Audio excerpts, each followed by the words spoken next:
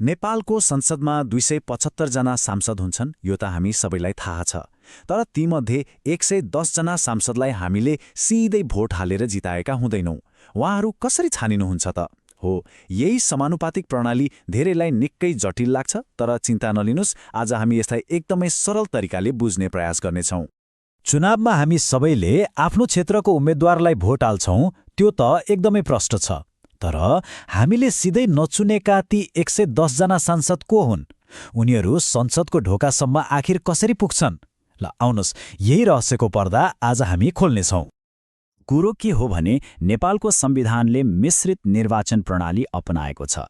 यसको मतलब सांसदहरू दुई तरिकाले छानिन्छन्। पहिलो, प्रत्यक्ष निर्वाचन, जहाँ हामी आफ्नो क्षेत्रको उम्मेद्वारलाई भोट दिएर 165 जना सांसद छान्छौँ। अनि दोस्रो हो समानुपातिक प्रणाली, जसबाट बाँकी 110 जना सांसद आउँछन्। यसमा हामीले व्यक्तिलाई होइन, पार्टीको चुनाव चिन्हमा भोट हाल्छौँ। आज हाम्रो ध्यान यही दोस्रो, अलिकति जटिल सुनिने प्रणालीमा केन्द्रित हुनेछ। यो पुरै प्रक्रियालाई बुझ्नको लागि हामी यी 6 चरणहरूमा अगाडि बढ्नेछौँ। 2 भोट प्रणाली, सबैभन्दा महत्त्वपूर्ण बन्द सूची, 3% को प्रवेशद्वार, सिटको गणना, सूचीबाट संसदसम्मको यात्रा र अन्तमा के यो साथी समाजको ऐना हो त? ल सुरु गरौँ पहिलो र सबैभन्दा महत्त्वपूर्ण अवधारणाबाट, बन्द सूची। रमाइलो कुरा के छ भने यो प्रक्रिया हामीले भोट हाल्नुभन्दा धेरै पहिले नै सुरु भइसकेको हुन्छ।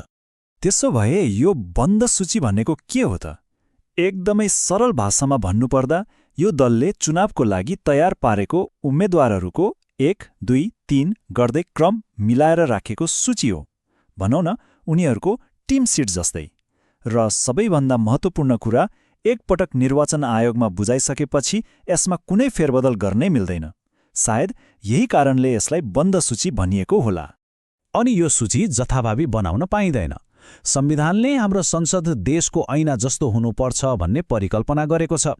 त्यसैले यो सूचीमा यहाँ देखाइए जस्तै विभिन्न समुदायको जनसङ्ख्याको आधारमा प्रतिनिधित्व सुनिश्चित गर्नुपर्छ।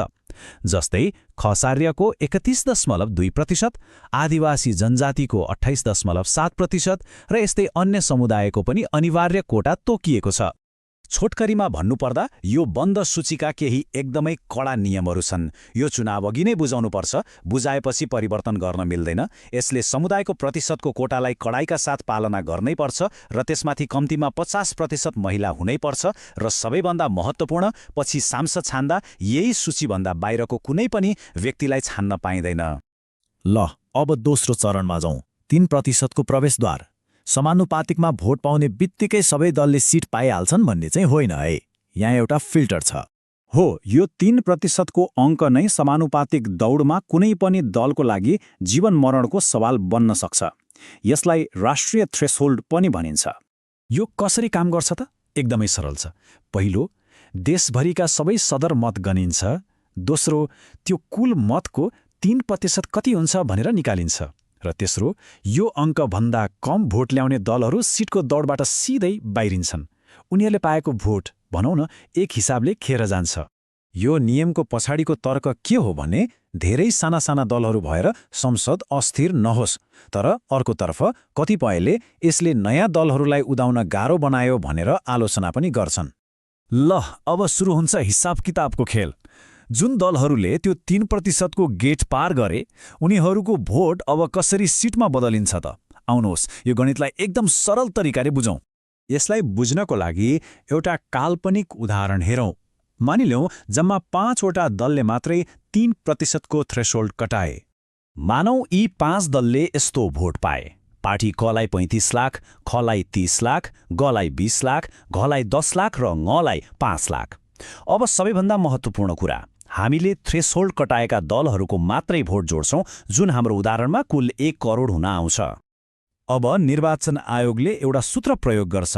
त्यो हो थ्रेसहोल्ड कटाएका दलहरूको कुल मतलाई समानुपातिकको कुल 110 सिटले भाग गर्ने।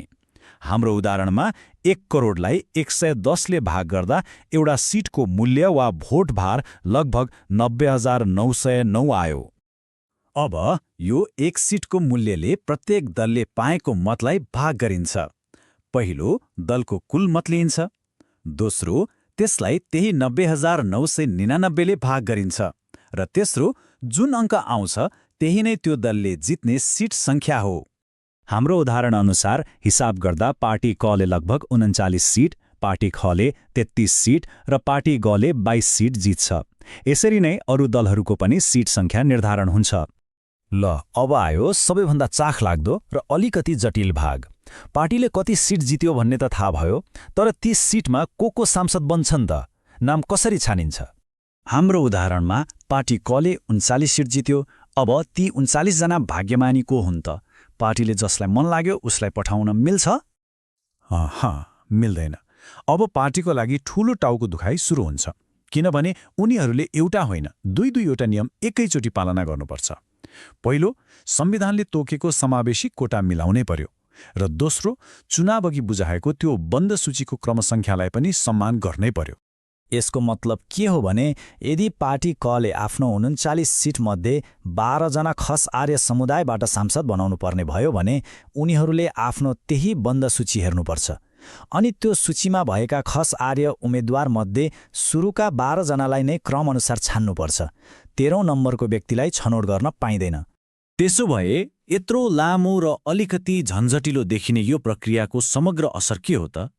के यसले साँच्चै संसदलाई समाजको ऐना बनाउँछ? यसको फाइदा बेफाइदा के छन्? यो प्रणालीको मुख्य लक्ष्य त एकदमै राम्रो छ। संसदमा सबै जात-जाति र समुदायको आवाज सुनिश्चित गर्नु, ताकि संसद देशको सानो नक्सा जस्तै बनोस्। तर यसको ठूलो आलोचना पनि छ। आलोचकहरू भन्छन् यसरी छानिएका सांसदहरू जनताप्रति होइन, आफूलाई सूचीमा राख्ने र छान्ने पार्टीको नेताप्रति मात्रै वफादार हुन्छन्। र अन्त्यमा प्रश्न यहीँ नै आएर अड्किन्छ। कागजमा समावेशी र सुन्दर देखिने यो प्रणालीले के साँच्चै हाम्रो संसदलाई समाजको वास्तविक ऐना बनाउन सकेको छ, वा यसले पार्टी नेताहरूलाई मात्र थप शक्तिशाली बनाएको छ? यो बहसको उत्तर सायद हामीले खोजिरहनुपर्नेछ।